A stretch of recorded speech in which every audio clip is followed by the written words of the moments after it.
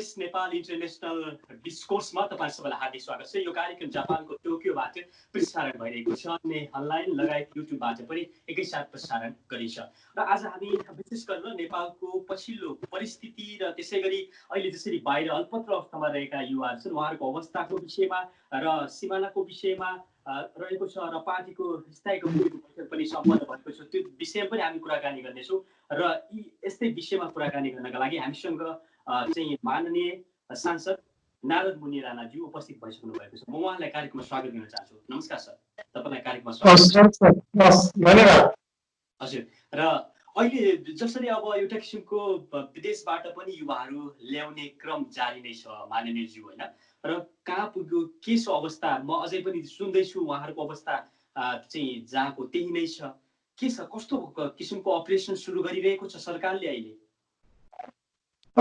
निश्चित रूपमा तपाईँले भने जस्तै हामीलाई पनि धेरै ठाउँबाट विदेशमा रहनुभएका र स्वदेशमा पनि क्वारेन्टाइनमा रहनुभएका यी दुईतिरैबाट धेरै ठुलो सङ्ख्यामा जसरी भारतबाट र भारत लगायत अन्य मुलुकबाट हाम्रो थुप्रै दाजुभाइहरू जसरी नेपाल आउने क्रम भयो, त्यसमा हामीले भारतबाट आउने विभिन्न जिल्लाका विभिन्न स्थानीय तहका क्वारेन्टाइनहरूमा तिनै तहको सरकारको सहकार्य र समन्वयमा राख्ने काम भएको छ। उहाँहरू अहिले यद्यपि विभिन्न चुनौती र कमी कमजोरीका बावजुद पनि क्वारेन्टाइन, आइसोलेसन र उपचारमा नेपाल सरकार र प्रदेश सरकार लगायत सबैले सक्रिय भएको अवस्था छ। पछिल्लो चरणमा हामीले अन्तर्राष्ट्रिय समन्वय समितिबाट अन्तर्राष्ट्रिय सम्बन्ध समितिले बैठक गरेर नेपाल सरकारलाई विदेशमा रहेका हाम्रा थुप्रै दाजुभाइ दिदीबहिनीहरू हुनुहुन्छ, उहाँहरूलाई पनि नेपाल सरकारले अविलम्ब उद्धार गरेर नेपाल ल्याउनुपर्छ भनेर हामीले समितिको बैठकबाट दुईपटक निर्णय गरेर निर्देशन गर्यौं। र नेपाल सरकारले सोही बमोजिम विभिन्न देशमा रहेका हाम्रा कूटनीतिक नियोग मार्फत हाम्रा नेपाली दूत मार्फत, राजदूतावास मार्फत उहाँहरूको सम्पर्कमा आएर उहाँहरूसँग सम्पर्क गरेर अहिले थुप्रै देशबाट लगभग दिनहुँ जसो फ्लाइटहरू अहिले नेपाल ल्याउने काम भइरहेको छ हाम्रा दाजुभाइहरूलाई। र ल्याउने बित्तिकै उहाँहरूलाई सुरक्षित स्थानले क्वारेन्टाइनमा लैजाने राख्ने त्यो व्यवस्था पनि नेपाल सरकारले सम्बन्धित प्रदेशको समन्वयमा उहाँलाई पुर्याउने कामहरू, लैजाने कामहरू, व्यवस्थापन गर्ने कामहरू अहिले सरकारले तदारकताका साथ गरिरहेको छ। ढिलो चाँडो सबै विदेशमा रहेका दाजुभाइहरू जो नेपाल आउन चाहन्छन् उहाँलाई नेपाल सरकारले ल्याउने प्रयास थालेको छ। म नेपाल सरकारलाई धन्यवाद दिन चाहन्छु। ओके, माननीय नारद मुनि राणाज्यू, तपाईँ आफै पनि अन्तर्राष्ट्रिय समन्वय समितिको जिम्मेवार व्यक्तित्व हो र अहिले विदेशमा रहेका जति पनि राजदूतावास छन् उहाँहरूले राम्रोसँग रेस्पोन्स दिइरहेका छन्। मिडल इस्टको कुरा गर्ने हो, त्यहाँबाट युवाहरूले मलाई पनि विभिन्न समयमा गुनासो पोखिरहेका छन्, राजदूतावासले समयमै रेस्पोन्स गर्दैन। कसरी हेरिरहेको छ यो नेपाल सरकारले यी यस्ता समस्याहरूलाई? यो तपाईले भनेको कुरा यदि साँचो हो भने ती राजदूतहरू अथवा त्यहाँ भएका हाम्रा काउन्सिलरहरू ती कारबाहीको भागीदार हुनुपर्छ। हामीले सिधा भनेका छौँ, तपाईहरू त्यहाँ राजदूत मात्र होइन, तपाईहरू नेपालको प्रतिनिधि हो, नेपालको सरकार हो तपाईहरू त्यो देशमा। त्यस कारणले त्यहाँ हुने दाजुभाइमाथि हुने कुनै पनि किसिमको समस्या, कुनै पनि किसिमको भेदभाव तपाईले गर्न पाउनुहुन्न। त्यस कारणले हामीले परराष्ट्र मन्त्रालय मार्फत, परराष्ट्र मन्त्रीज्यू मार्फत हरेक देशका नेपालका राजदूत, नेपालका काउन्सिलरहरू, नेपालका वाणिज्य दूतहरू सबैले त्यहाँ रहेका हाम्रा दाजुभाइ दिदीबहिनीहरूलाई काखा पाखा नगरिकन प्राथमिकताको आधारमा र समस्याको आधारमा उहाँहरूले हामीलाई के भन्नु भन्दाखेरि पहिलो लटमा गर्भवती महिलाहरू, अलिकति समस्यामा बढी परेका मान्छे जो दाजुभाइहरू हुनुहुन्छ उहाँहरूलाई पहिलो लटमा ल्याउने, जसरी बिरामी परेका, गर्भवती भएका, डेलिभरी हुने अवस्था भएका महिलाहरूलाई पहिलो लटमा ल्याउने र सो अनुसार ल्याउनु पनि भयो। एवं प्रकारले सबै हरेक देशमा रहेका सबै दाजुभाइ दिदीबहिनी एकैचोटि ल्याउन सक्ने अवस्था नभएको कारणले त्यसकारणले अब पटक अब ल्याउने क्रममा सबैलाई एकैचोटि ल्याउन नसक्ने अवस्था भएको हुनाले हामीले जति ल्याउन सक्छौँ त्यतिको सम्पर्क गर्ने, सूची तयार गर्ने र सबैलाई जो नेपाल आउन चाहन्छ ल्याउनु पर्छ भनेका छौँ। यदि तपाईँले भने जस्तो कुनै राजदूतले, कुनै देशमा भएका काउन्सिलरहरूले यदि त्यस्तो रिस्पोन्स गरेका छैनन् भने तिनलाई हामी छलफलको विषय बनाउँछौँ, कारबाहीको विषय बनाउँछौँ। साँच्चै नै रिस्पोन्स गरेका छैनन् भने भोलि फिर्ता ल्याउने अवस्था पनि रहन सक्छ। ती राजदूतहरू भोलि फिर्ता पनि आउँछन् अथवा त्यहाँ भएका जो गैर जिम्मेवार हाम्रा प्रतिनिधिहरू छन् नेपालका, उहाँहरूलाई कारबाहीदेखि लिएर फिर्ता बनाउनेदेखि लिएर जे कारबाही गर्नुपर्छ सरकार गर्न तयार हुन्छ। तर गैर जिम्मेवार बन्न पाइँदैन। यस्तो महत्त्वपूर्ण यो समस्या समयमा हामीले पन्छिन मिल्दैन। हामी त्यहाँ सरकारको प्रतिनिधित्व गरिरहेका छौँ, त्यसैले त्यहाँ भएका हाम्रा दाजुभाइहरूलाई उहाँले रिस्पोन्स गर्नै पर्छ। रिस्पोन्स गर्नु माननीयज्यू यदि रेस्पोन्स गरेको छैन, त्यो गुनासो आयो भने तत्काल राजदूत ज्यूहरू पनि कारबाहीमा पर्न सक्नुहुन्छ। निश्चित रूपमा कारबाही हुन्छ, कारबाही गर्छ सरकारले। त्यसको सिफारिस अब यदि त्यो प्रमाणित भयो भने भोलि हट्नु परे पनि अवस्था आउँछ। त्यसलाई सरकारले कडाइका साथ नेपाल सरकारको निर्देशन छ, यदि कुनै पनि राजदूतले रिस्पोन्स गरेन अथवा गैर जिम्मेवारी व्यक्ति दियो, फोन उठाइदिएन। अघि मलाई तपाईँ मार्फतै जानकारी आएको थियो कि फोन नउठाउने, रिस्पोन्स नगर्ने, यदि त्यस्तो खालको गैर जिम्मेवार प्रतिनिधि नेपालका त्यहाँ छन् भने तिनीहरूको विषय लेखाजोखा राखिन्छ। सरकारलाई हामी एक्सन लिन हामी यही समिति मार्फत तपाईँले भन्न चाहन्छु, हामी यो कदम अगाडि बढाउँछौँ। ओके, दर्शक महानुभावहरू, तपाईँहरू इन्टरनेसनल डिस्कोर्समा हुनुहुन्छ। हामीसँग इन्टरनेसनल रिलेसन कमिटी मेम्बर, त्यसै गरी कैलाली क्षेत्र नम्बर 5 बाट प्रतिनिधि सभा सदस्य माननीय सांसद नारद मुनि राणाज्यू। नारद सर, अब हवाई टिकट पनि महँगो भयो, यसमा पनि एकरूपता देखिएन होइन। अर्को कुरा, हामीसँग पैसा नै छैन, हामी यही विदेशमै मर्नुपर्ने अवस्थाको सिर्जना सरकारले गर्दैछ। उद्धार गर्नको लागि एउटा किसिमको कल्याणकारी कोष पनि खडा भएको छ अर्बौंको। यो समयमा होइन त्यो युज गर्नुपर्ने, त्यसको प्रयोग गर्नुपर्ने। खासमा अब पैसै छैन भने उहाँलाई कसरी उद्धार गर्ने माननीयज्यू? सरकारको दायित्व। सरकार, नेपाल सरकारले यो कोभिड-19 को महामारी सुरु भइसकेपछि केन्द्रीय कोरोना रोकथाम नियन्त्रणको लागि नेपाल सरकारले एउटा प्याकेज घोषणा गर्यो, एउटा केन्द्रीय कोष खडा गर्यो। त्यो कोषमा अहिले पैसा पर्याप्त छ र सोही कोष मार्फत नेपाल सरकारले धेरै व्यवस्था, रोकथाम, नियन्त्रण, उपचार र निदानका उपायहरू त्यही कोष मार्फत नेपाल सरकारले एउटा उच्च स्तरीय CCMC भन्ने बनाएको छ। कोरोना केन्द्रीय कोरोना रोकथामको एउटा समिति पनि बनेको छ। यद्यपि सरकारले त्यसमा काम गरिराखेकै छ। तपाईँले जुन भन्नुभयो, तपाईँलाई म अलिकति जानकारी गराउँ। अस्ति हामीले परराष्ट्र मन्त्रालयमा सम्पर्क गर्दाखेरि नेपालका दाजुभाइ दिदीबहिनीहरू कामको सिलसिलामा, अध्ययनको सिलसिलामा या अन्य सिलसिलामा जसरी विदेशमा रहनु भएको छ, अलपत्र पर्नु भएको छ भने नेपाल सरकारले त्यो देशको सरकारसँग समन्वय गरेर केही उताको सरकारले केही फ्लाइटहरू चार्टर गरेर पठाइदिने र केही तपाईँले भने जस्तै केही नभएका दाजुभाइहरू जो हुनुहुन्छ उहाँहरूलाई नेपाल सरकारले आफ्नो टिकट काटेर उद्धार गर्नेहरू पनि त्यस्तो खालको पनि छ। र केही साथीभाइहरू हामी आफै पनि आफ्नो पैसाले आउँछौँ भनेर धेरै ठाउँमा उहाँहरू ट्राभल एजेन्सीबाट टिकट काटेको पनि हामीले सुन्यौँ। अब त्यो कति साँचो हो कति गलत हो त्यो मलाई थाहा भएन, तर मैले सुनेको कुरा के भन्दाखेरि धेरै जसो दाजुभाइहरूले हामी आफ्नै पैसाले पनि नेपाल आउँछौँ, प्लेन चार्टरको लागि व्यवस्था गरिदिनु पर्यो भन्ने पनि आएको छ।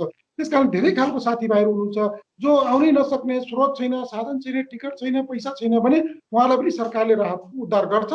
त्यसको पनि सम्बन्धित निकायमा भनौँ न, सम्बन्धित दूतावास कार्यालयमा त्यसको पनि रेकर्डहरू राख्ने काम भएको छ, त्यहाँ डाटा लिने काम भएको छ। अब कोही चाहन्छन् होइन हामी अब सरकारले कति सक्छ सरकारले ल्याउँछ, कोही आफ्नै पैसाले चार्टर गरेर आउन चाहन्छन् भने उहाँहरूको पनि छुट्टै किसिमको त्यहाँ तयारी भएको मैले सुनेको छु। जसरी हुन्छ नेपाली दाजुभाइहरूलाई नेपाल ल्याउने वातावरण हामीले गर्नुपर्छ, नेपाल आउन पाउनुपर्छ। यो वातावरण जुन छ तपाईँको भिसादेखि लिएर तपाईँको इमिग्रेसनदेखि लिएर उहाँहरूलाई कम्पनीबाट कहाँ कहाँ उद्धार पनि गर्नुपर्नेछ, थुनिएका पनि छन्, समस्या परिरहेको, यी सबै काम त्यहाँको हाम्रो नेपालको दूतावासले गर्नुपर्छ।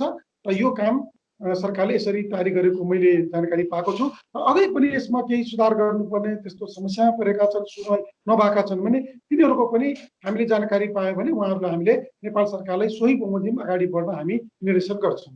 ओके, र माननीयज्यू, अब अहिले अलिकति म यो वर्तमान समयमा हाम्रो जसरी प्रधानमन्त्रीज्यूले आफ्नो गुनासो पोख्नु भएको छ होइन, र भारतले चाहिँ यो सरकारलाई ढलाउन खोज्दैछ र नेपालमै पनि प्रमुख दलका नेतृत्वहरू भित्री चाहिँ एउटा किसिमको षड्यन्त्रमा यो सरकारलाई कसरी हुन्छ ढलाउने दम हुन्छ भन्दै हुनुहुन्छ, उहाँकै यो आवाज हो। र 2/3 सरकार हो यो कुनै पार्टीसँग कनेक्टेड भएर बनेको, एउटा 2-3 पार्टीहरू जोडिएर बनेको सरकार पनि होइन। तपाईँको आफ्नै नेकपा पार्टी सँगै बहुमत छ। कसरी स्ट्रेटमा पर्यो यो सरकार? बडो गम्भीर विषय छ यो। वास्तवमा प्रधानमन्त्रीज्यूले हिजो बोल्नु भएको कुरा जुन हो त्यो कुरा साँचो छ। नेपालमा धेरैचोटि प्रधानमन्त्री मात्र होइन, नेपालमा सरकार बनाउने र पार्टी मिलाउने जुटाउने र फटाउने कुरा मात्रै होइन, यी सबै कुराहरूको राजनीतिक फेरि र जुन प्रधानमन्त्रीज्यूले भनेको कुरा त्यो साँचो हो र प्रधानमन्त्री यो देशको अभिभावक हुनुहुन्छ, पार्टीको पनि अभिभावक हुनुहुन्छ।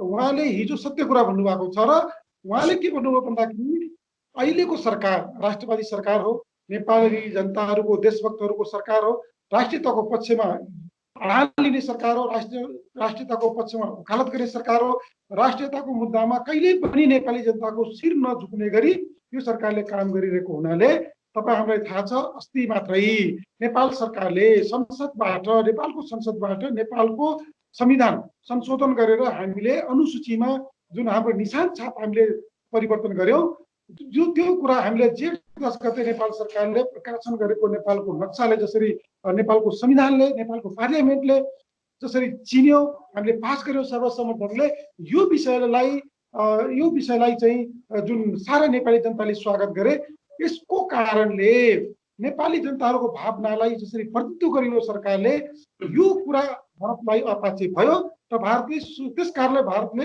अब मेरो कुरा सुन्ने मान्छेलाई प्रधानमन्त्री बनाउनु पर्छ, मैले उठ भनेपछि उठ्ने, बस भनेपछि बस्ने, दायाँ फर्क भनेपछि दायाँ फर्किने, बायाँ फर्क भने बायाँ फर्किने किसिमको कठपुतली नेतृत्वलाई स्थापित गराउनका लागि यो सरकारलाई निश्चित रूपमा भारतले अलिकति चलखेल गरेको कुरा हो।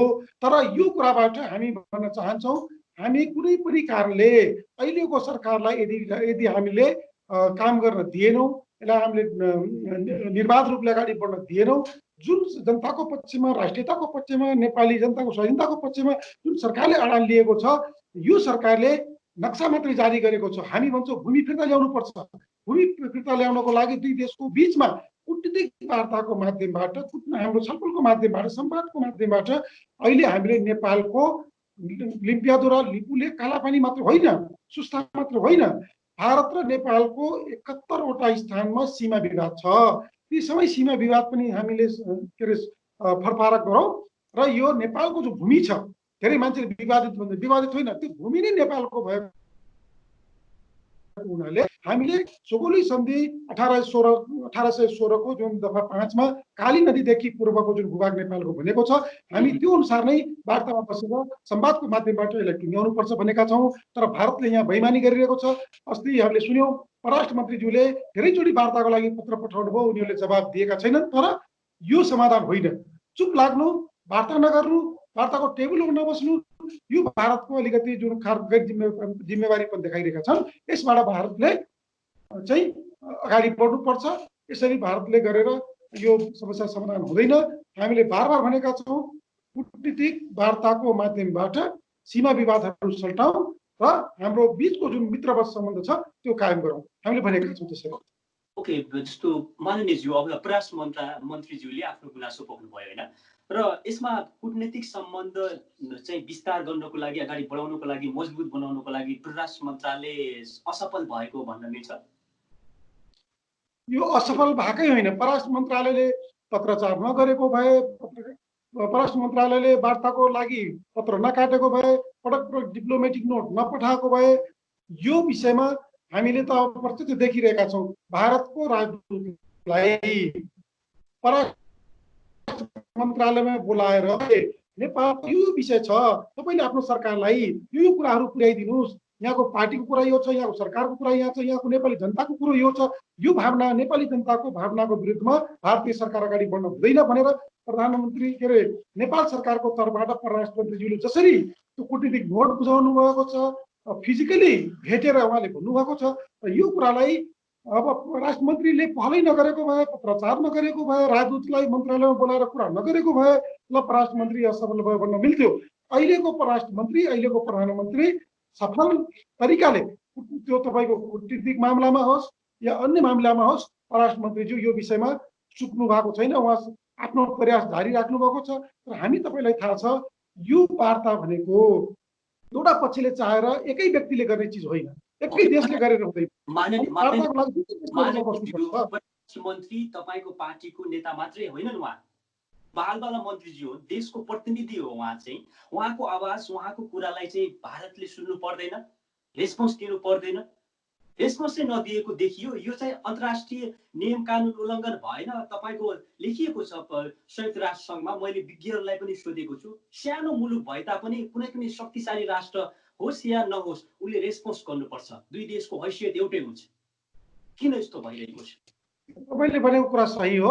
ओके, मुलुक जनसङ्ख्याको हिसाबले ठुलो या सानो हुन सक्छ, मुलुक आर्थिक गतिविधिका हिसाबले ठुलो सानो हुन सक्छ, या जनसङ्ख्याको हिसाबले या क्षेत्रफलको हिसाबले सानो ठुलो हुन सक्छ। तर मुलुकको सार्वभौमसत्ता, मुलुकको स्वाधीनता, मुलुकको राष्ट्रियता कहिले पनि सानो ठुलो हुँदैन।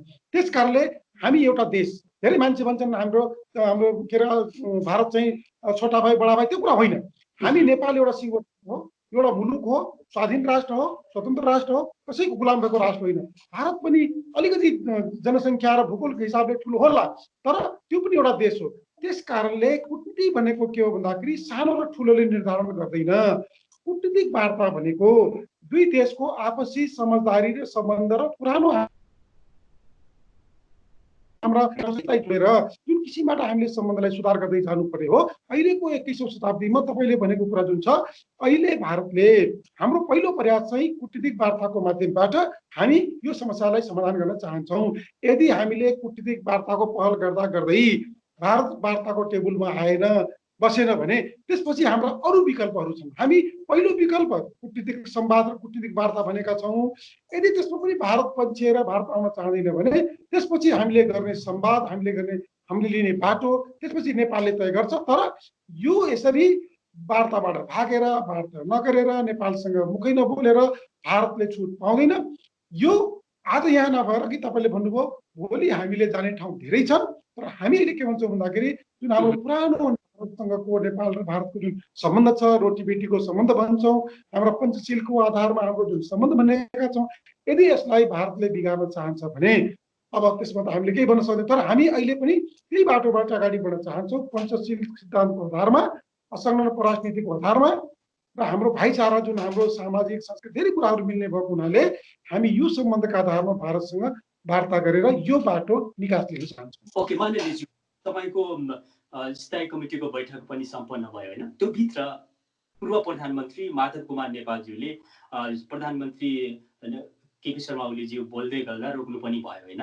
र जब यो सकिसकेपछि यो भित्रको एउटा किसिमको तपाईँहरूको रस्साकसी छँदैछ, त्यो भित्रको जो चुरो कुरा हो त्यो बाहिर प्रधानमन्त्रीले बोल्दै गर्दा अन्य दलका नेतृत्वहरू या पार्टीहरूले चाहिँ मलाई ढलाउन खोज्दैछ भन्दै गर्दा पार्टी भित्रैबाट अध्यक्ष प्रचण्ड, झलनाथ, माधव कुमार नेपालज्यूहरू एक ठाउँमा उभिएर उहाँलाई ढलाउन खोज्नु भएको हो। सिधै भनिदिँदा हुन्छ नि फ्याक्टै।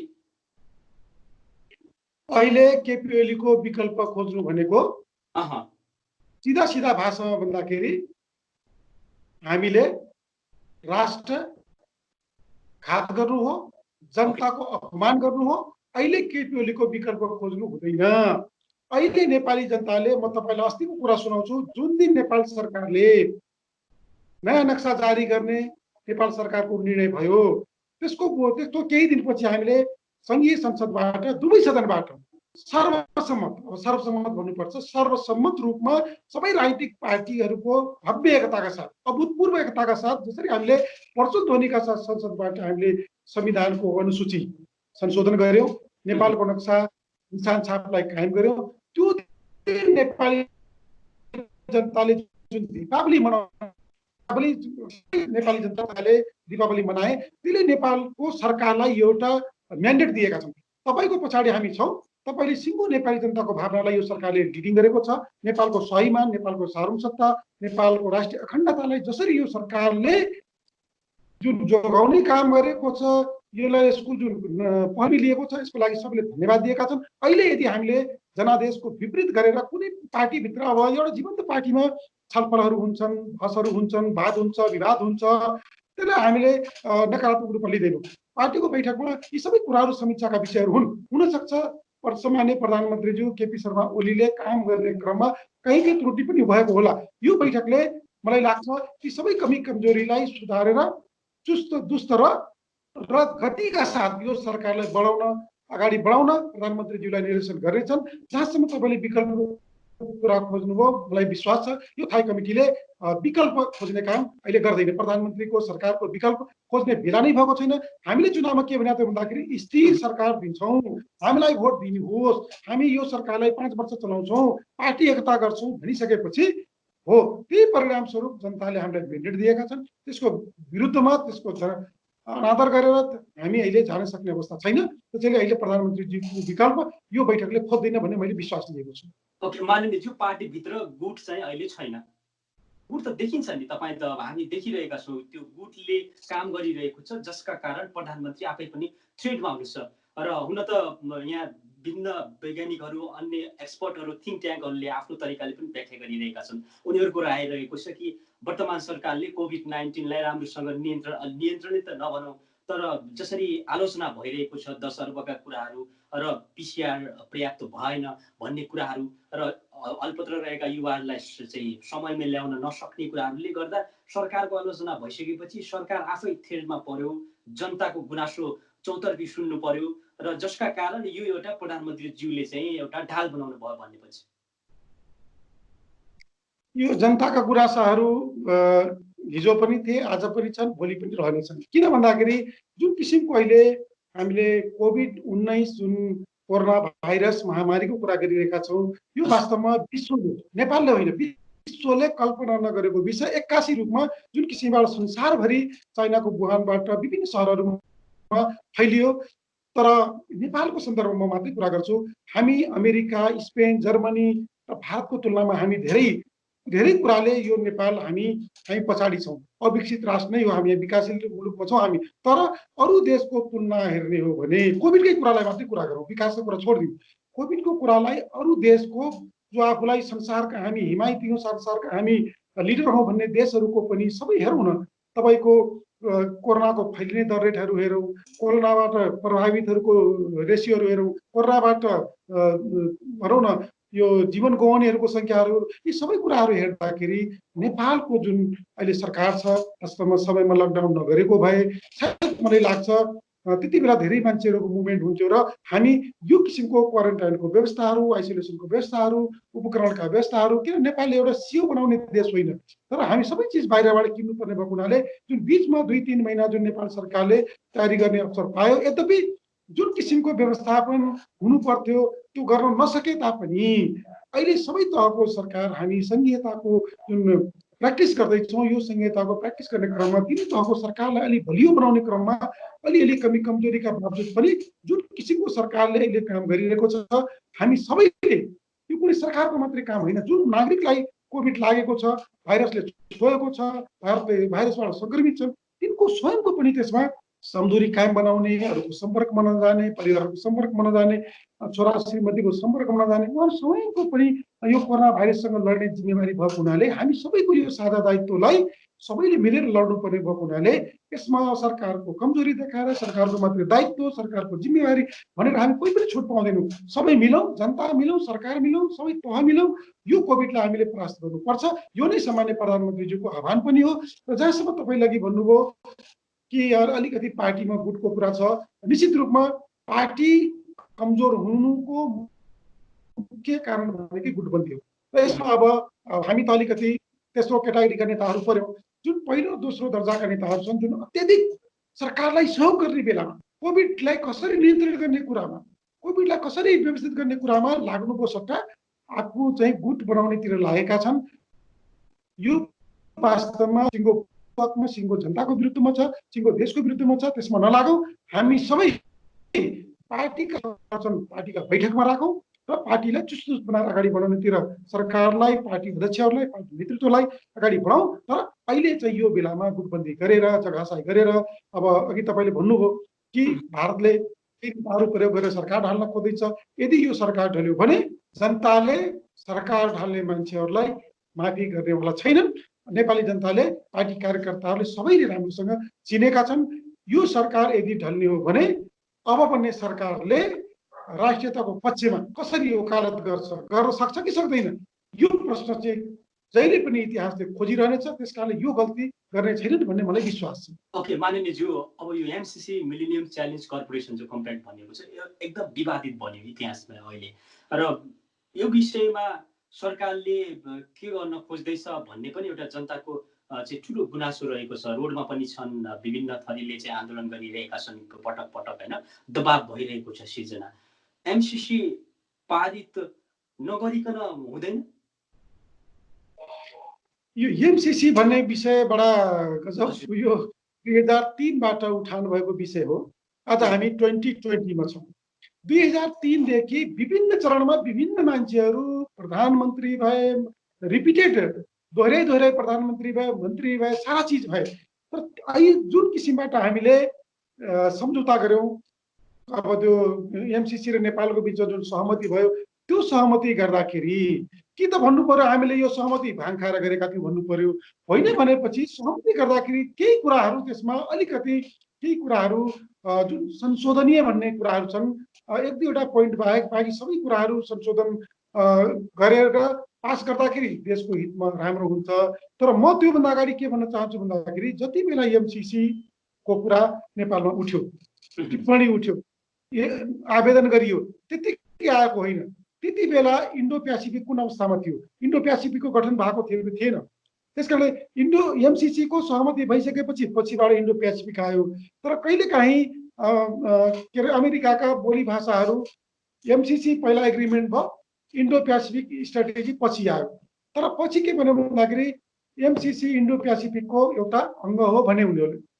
यदि त्यसो हो भने नेपाल सरकारको, मैले अघि पनि एउटा कुरा छोएको थिएँ, असंलग्न परराष्ट्रहरूको जुन हाम्रो नीति छ, असंलग्न परराष्ट्र नीति, हामी कुनै पनि देशको कुनै पनि गतिविधिमा सामेल हुँदैनौँ भनिसकेपछि त्यो निवेदन किन हाल्न गयौँ? हामीले निवेदन हाल्यौँ किन?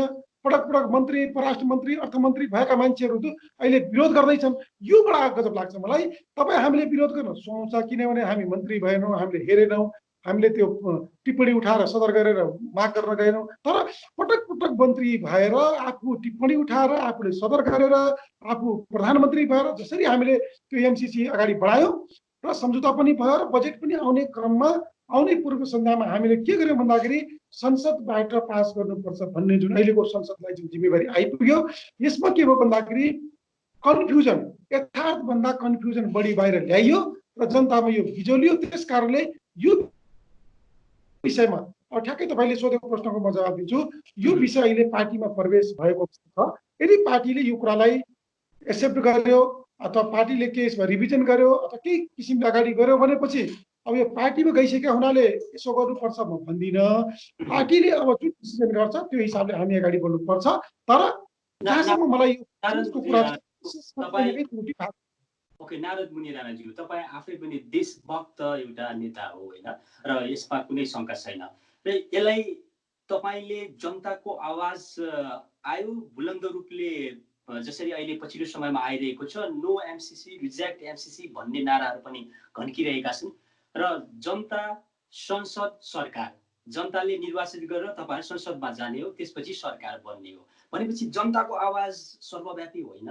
हिजोका दिनहरूमा को मन्त्री बने, कसले ल्यायो, त्यो भन्दा पनि जनतासँग पनि एउटा शक्ति छ नि, मूल्याङ्कन गर्ने, इभ्यालुएसन गर्ने पावर छ माननीयज्यू।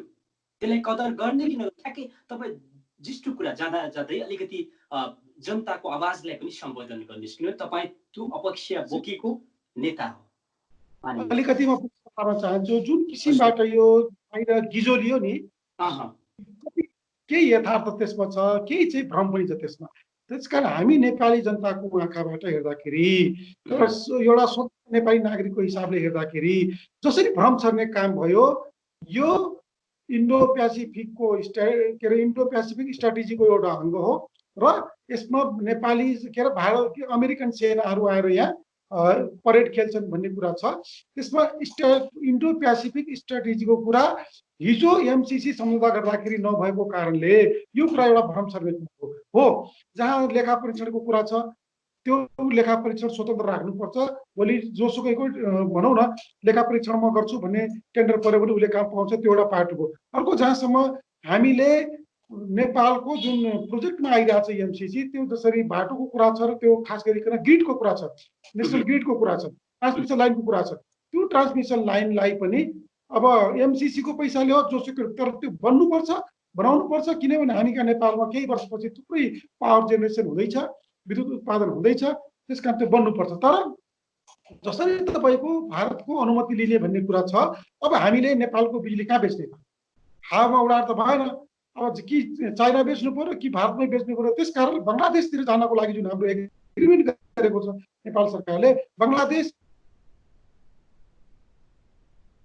भारत त्यसैले त्यहाँ सहमति भनिएको छ। तर दुई तिनवटा कुरा छ, जसरी तपाईँको बौद्धिक सम्पत्तिको कुराहरू छ र त्यो सेनाहरूको जुन कुरा छ, त्यो सेनाको कुरा उल्लेख नभएको, तर त्यसैलाई जोडेर एमसिसीलाई धेरै उछालेको हुनाले अलिअलि भ्रम छर्ने पनि काम भएको छ। तर मलाई विश्वास छ हाम्रो पार्टीको जो जारी बैठक छ त्यो बैठकले एमसिसीको विषयमा एउटा ठोस निर्णय लिएर अब अगाडि बढ्छ भन्ने कुरामा म विश्वास छु। ओके, र माननीयज्यू हामी अलिकति अन्तिममा छौँ। यो सलह भन्ने किरा छ अहिले नेपालमा प्रवेश गरेसँगै एउटा भनौँ न त्यो किसिमको आतंक हामी देखिरहेका छौँ होइन। किसानहरूमा आतंक छ बडो।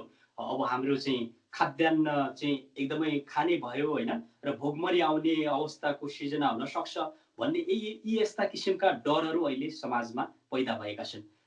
कसरी चाहिँ यसलाई कसरी चाहिँ समाधान गर्न सकिन्छ तत्काल? केही चाहिँ सरकारले योजना अगाडि सारेको छ सलहको विषयमा, त्यसलाई फट्याङ्ग्रा पनि भन्छौँ हामी? निश्चित रूपमा मलाई 3 दिन भयो नेपालमा यो कोरोना सँगसँगै अर्को पनि महामारी भित्रिन्छ भन्ने कुरा चाहिँ तपाईँको भारतको पटनाले जसरी नेपालमा यो सलह किराको जुन प्रवेश छ, सुरुमा नेपालका वैज्ञानिकहरूले अब यो छ त्यो डाइभर्ट भएको छ भन्ने थियो। तर 2-3 दिन भयो हामीले नेपालको दक्षिण पूर्वी बेल्ट, खास गरिकन लुम्बिनी मध्यभागबाट भनौँ, ती स्थानबाट यो सलह किराको प्रवेश हुँदै काठमाडौँको ललितपुर समेत मैले आज जानकारी अनुसार देखिएको छ। तर यो झुन्ड सानो छ। सानो झुन्डलाई पनि समयमै नेपाल सरकारले, अब कृषि मन्त्रालयले खास गरिकन सम्बन्धित विज्ञहरूले यसको व्यवस्थापन गरेन भने अब यो किरा भोलि निश्चित रूपमा यसको प्रत्यक्ष प्रभाव भनेको वन जङ्गलमा र कृषि उत्पादनमा पर्ने भएको हुनाले यसले ठुलो एउटा चुनौती, कोभिड सँगसँगै अर्को चुनौती पनि थपिरहेको छ। यसमा नेपाल सरकारलाई निश्चित रूपमा समयमै सही हुनुपर्ने जरुरी छ। मैले थाहा पाएको अनुसार कृषि मन्त्रालयले एउटा टेक्निकल टिम बनाएर यिनीहरूको नियन्त्रण अथवा व्यवस्थापन या आफ्नो बालीलाई सुरक्षित गर्ने उपाय के हुन सक्छ त्यो विषयमा यो मलमा के मिसाएर छर्क्यो भने भाग्छ भन्ने किसिमको कुराहरू पनि कृषि मन्त्रालयको यो नार्क भन्ने एउटा संस्था छ त्यसको त्यहाँ प्र्याक्टिस भइराखेको छ। यद्यपि किसानलाई यो तरिकाले नै यसरी अगाडि बढ्नुहोस् भन्ने निर्देशन नभएको अवस्था भए तापनि सलह किरालाई आफ्नो बारी खेतबारीमा छन् भनेपछि तिनीहरूको नियन्त्रण अहिले किसानले आफ्नो तर्फबाट त गर्नै पर्छ। सरकारले पनि यसमा स्पष्ट गाइडलाइन दिएर यो विषयलाई समयमै कन्ट्रोल गरेन भने यो देशव्यापी रूपमा फैलिन सक्ने भएको हुनाले अहिले पूर्वी बेल्टमा छैन, पश्चिममा छैन, तर यो बिचको जुन नवलपरासी लुम्बिनीको बेल्ट छ त्यो बेल्टबाट अहिले काठमाडौँसम्म सलह किराको बिगबिगी देखिएको छ। सरकारले यसमा अविलम्ब कदम चालेर पाउने के हुन सक्छ त्यो विधि अपनाउनु जरुरी छ। ओके माननीयज्यू, जाँदा जाँदै विश्वभरबाट सबैले हेर्दै हुनुहुन्छ होइन, र तपाईँलाई जस्तो अब संहारको समस्यालाई सम्बोधन गर्नको लागि, तत्काल नोट गर्नको लागि यदि त्यस्ता समस्याहरू इमिडिएटली आयो भने त्यो कुनै माध्यमबाट सुन्ने त्यस्तो किसिमको अहिले संयन्त्र तयार गर्नु भएको छ माननीयजी? अलिक त्यो पनि बताइदिनुहोस्। जाँदा जाँदै उहाँलाई ढुक्क अवस्थामा हामी हाम्रो देश छिटै फर्किन सक्नेछौँ र त्यसको लागि सरकारले पहल कदमी गरिरहेको छ भन्ने किसिमको आवाजको सिर्जना गराइदिनुहोस् जाँदा जाँदै। नेपाल सरकार हाम्रो यो विषयलाई स्पेसली हेर्ने भनेको कृषि पशुपक्षी विकास मन्त्रालयले हो र त्यसमा हामीले अस्ति मात्रै यो नेपालमा सलह किरा प्रवेश गर्नुभन्दा अगाडि नै हामीले अलिकति नेपालमा यो आउन सक्छ है भन्ने विषयमा हामीले माननीय मन्त्री कृषि तथा पशु विकास मन्त्री भनौँ हामी घनश्याम भूषाललाई भेटेका थियौँ। उहाँलाई कुरा गर्दाखेरि उहाँले नेपालका विज्ञहरूले दिएको सल्लाह अहिले यो भारतको उत्तराखण्ड हुँदै तपाईँको उत्तरतर्फ लागेको अवस्था थियो, तर यो मौसमका कारणले आउन पनि सक्छ है भन्ने सम्मको थियो। त्यसको लागि माननीय मन्त्रीज्यूले एउटा टिम चाहिँ त्यति बेलै यो विषयमा यसको दैनिक रूपमा यो मतलब यसको रिपोर्टिङ गर्ने कहाँ पुगेका छन्, कुन अवस्थामा छन् भन्दै पटनाको बिहारबाट मौसमको परिवर्तनका कारणले नेपाल प्रवेश गरेको हुनाले कृषि मन्त्रालयले यो विषयमा एउटा टिम बनाएको छ र ती टिमहरूमा केही विज्ञ साथीहरू पनि हुनुहुन्छ। केही व्यवस्थापन गर्ने साथीहरू पनि हुनुहुन्छ र हामीले नेपाल सरकारलाई नेपाल प्रवेश गरिसकेको हुनाले पहिलो कुरा रोग लाग्नुभन्दा अगाडि रोगको बाटो चिप्लो राख्ने हुन्छ। अब नेपाल प्रवेश गरिसके हुनाले अब यो प्रवेश गरेको झुन्ड चाहिँ सानो छ भन्ने हामीले त्यो विज्ञहरूले धेरै ठुलो झुन्ड छैन, सानो छ। यद्यपि सानो भए पनि यो सलह भनेको त यो राक्षसी किरा भने पनि हुन्छ, जहाँ बस्यो सखाप पुरै सखाप गरिदिने। त्यस कारणले यसको अहिले समयमै नेपाल सरकारले जुन टिम बनाएको छ त्यसले यो कामलाई अविलम्ब अगाडि बढाएर के उपाय छन्, कसरी गर्न सकिन्छ यो जनतालाई समयमा भनेन भने ठुलो नोक्सान र क्षति बेहोर्नु पर्ने हुन्छ। जसले गर्दा नेपालमा भोकमरी लगायतका समस्याहरू आउन सक्छन्, त्यसबाट हामीले सजग रहनुपर्छ। ओके, थप अल्पत्र युवाहरूका विषयमा उहाँहरूको आवाज तत्काल सम्बोधन गरिनुपर्छ माननीयज्यू। एकदम म यो विषयलाई फेरि पनि हाम्रो भोलि बैठक छ, हामी यो अन्तर्राष्ट्रिय समितिको बैठक छ भोलि, यो विषयमा पनि हामी नेपाल सरकारको ध्यान आकर्षण गर्ने विषयमा मेरो तर्फबाट मेरो समितिमा गर्ने कुरामा परराष्ट्र मन्त्रीज्यूलाई भन्ने विषयमा कुनै पनि कमी नराखिकन एकदम पहल गरेर यो विषयलाई अगाडि बढाउँछौँ। ओके, निश्चय रूपले तपाईँ सुदूरपश्चिम प्रदेशको भएको भएर पनि त्यहाँ नाकाहरू गड्डा चौकी होइन, गौरी फन्टा विभिन्न चाहिँ नाकाहरू छन् र अहिले त्यतातिर सङ्क्रमणको सङ्ख्या बढ्दो छ एकदमै, र यसलाई नियन्त्रण गर्नुको लागि के कस्तो किसिमको प्रदेश सरकारले भूमिका खेलिरहेको छ, या अलिक कमजोरी देखिएको हो कि भन्ने चाहिँ जनगुनासोबाट चाहिँ त्यो देखिन्छ, ठ्याक्कै बताइदिनुहोस्। यो पनि त्यहीको जिम्मेवार ओके।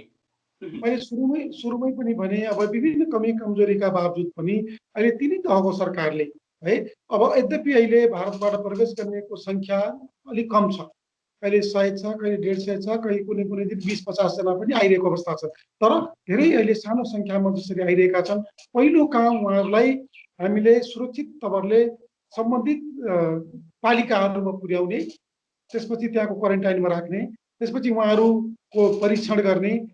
यद्यपि परीक्षण जुन मात्रामा हुनुपर्थ्यो त्यो भइरहेको छैन, हामीसँग साधन स्रोतका कमीका र मेन पावरका कमी कमजोरीका बावजुद त्यो भइरहेको छैन। तर अहिले पछिल्लो समयमा यो परीक्षणको अलिकति सेपरेट गर्ने, अलग राख्ने, आइसोलेसनमा राख्ने र उनीहरूको उपचारको व्यवस्था गर्ने, त्यो तरिकाबाट हामीले अहिले काम गरिरहेका छौँ सुदूरपश्चिममा।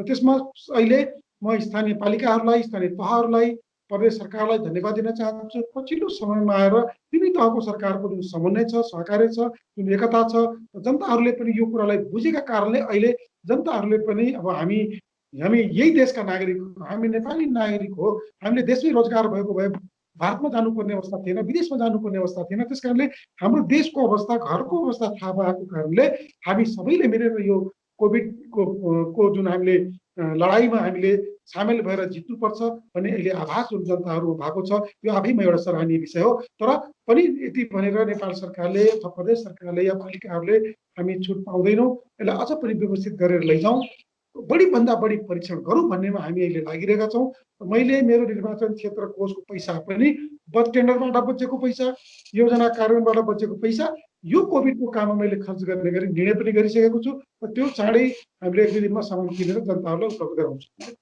ओके, माननीयज्यू आफ्नो महत्त्वपूर्ण समय दिनुभयो, तपाईँलाई धेरै धेरै धन्यवाद।